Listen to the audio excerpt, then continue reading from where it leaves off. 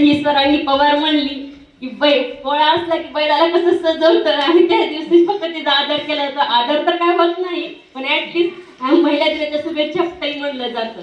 पण प्रत्येक स्त्रीला किती जणींनी जरी म्हणलं की तुला महिला दिनाच्या शुभेच्छा, तरी पण आनंद वाटतो का? नाही वाटत. का वाटत नाही? कारण तुझा नवरा तिला शुभेच्छा देत नाही.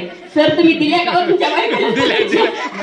दिल्या सगळ्या पुरुष मंडळांनी दिल्या ना, फोन करून विचारायला पाहिजे.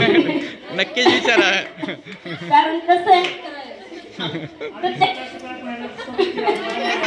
नाही शेवटी म्हणून तुम्ही केलं तर घरी केलं का नाही हे विचारायला पाहिजे. बरोबर आहे, बरोबर. कारण कसं आहे, मला तरी माझ्या मिस्टरांनी नाही केलेलं.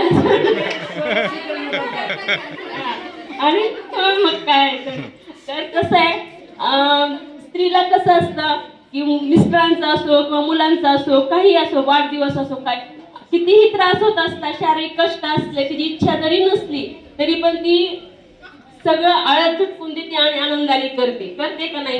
पण स्त्रीचा बर्थडे असेल किंवा एखादी गोष्ट तिच्यासाठी काय चांगली घडली असेल, कोण तिला आनंदाने बोलतं का?